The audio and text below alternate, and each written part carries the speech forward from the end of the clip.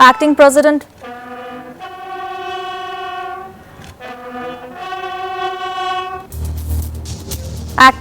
pays tribute at the National Memorial graves of Ziaur Rahman and Khaleda Zia. Shahabuddin vacates Bongo Bhavan for Gulshan. Home Minister dismisses allegations against former President, says constitutional security to be ensured. And Prime Minister urges army officers to uphold integrity, pledges government support to revive tea industry. Hello and welcome to the News 24 English Bulletin. This is Mehirun-Nisa Mekhla and those were headlines. Now the details. Acting President Hafizuddin Ahmed paid tribute to martyred freedom fighters at the National Memorial in Savar today. He also laid wreaths at the graves of former leaders Ziaur Rahman and Begum Khaleda Zia. He offered prayers for their departed souls. Speaker Hafizuddin Ahmed assumed constitutional duties following President Mohammad Shahabuddin's health-related resignation.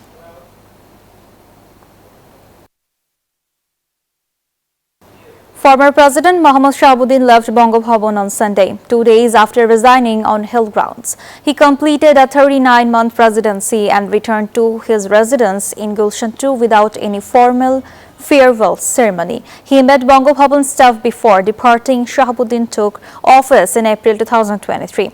His tenure covered major political events, including the 12th general election, the mass uprising, the interim government, and the 13th parliamentary election.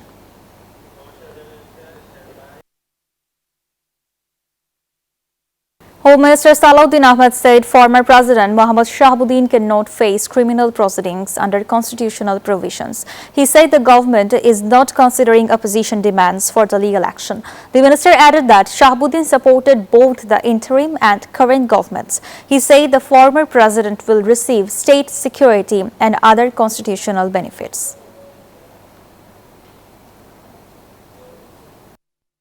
Prime Minister Tariq Rahman inaugurated the Army Headquarters Selection Board 2026 in Dhaka on Sunday.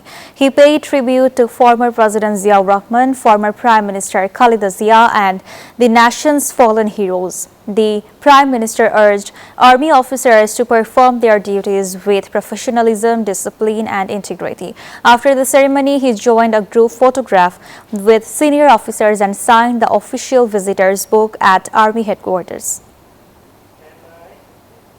Prime Minister Tariq Rahman has pledged government support to strengthen the country's tea industry. Speaking at a meeting in the Secretariat, he promised policy and financial assistance to boost production and resolve long-standing problems. He ordered the formation of a committee involving relevant ministries and industry representatives. Tea garden owners raised concerns over financial constraints, rising energy costs, and growing competition in international markets during the meeting.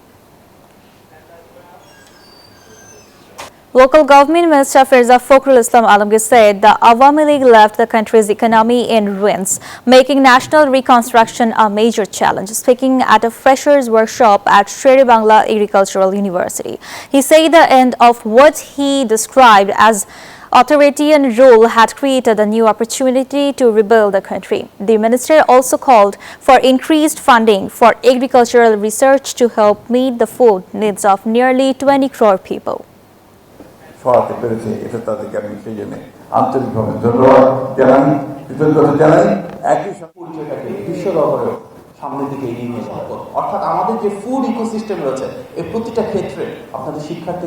The International Crimes Tribunal has accepted formal charges against 11 people, including former Prime Minister Sheikh Hasina, in the Ikramul Haq killing case. The court issued arrest warrants for 8 accused and ordered 3 others to appear. He also accepted charges against 19 people over the killing of student Ashrabul Yamin during the July uprising. Separately, a complaint sought an investigation into former President Mohammad Shahabuddin over alleged crimes against humanity.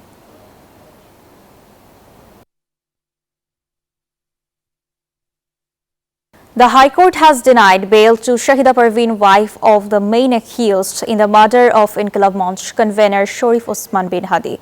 Hadi was shot during an election campaign in Dhaka in December last year and later died in Singapore while receiving treatment. The case alleged a planned attack involving financial backers. Police arrested Shahida Parveen and two others shortly after the incident. The gas crisis continued across Dhaka, causing severe hardship for drivers, households and businesses. Long queues remain at CNG filling stations, with many motorists waiting up to 12 hours without getting fuel. The shortage has reduced drivers' earnings and affected station operators. Cooking gas supplies are disrupted, while industries fear production losses. The crisis followed a fault at the floating LNG terminal in Moheshkhali, reducing gas supply to the national grid.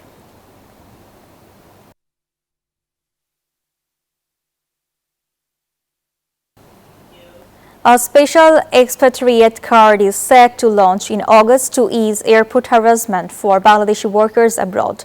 Janata Bank will introduce the card. In the first phase, 50,000 female workers will receive it. The target is to cover 2 lakh workers by year-end. The EMV chip-enabled card offers priority immigration, free lounge access and hospital discounts. It also allowed easy money transfer through bKash, Nagad and other MFS platforms. Experts said it will boost remittance through legal channels and reduce suffering.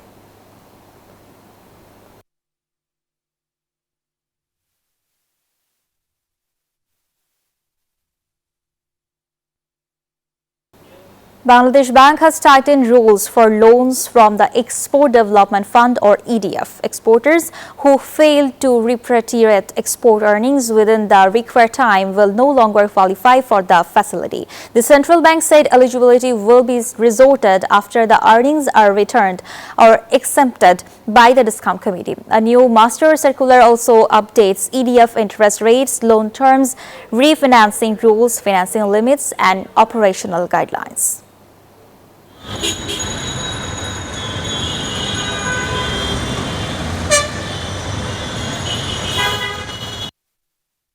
And that's all from the newsroom today. Thank you for watching News 24. Please stay with us.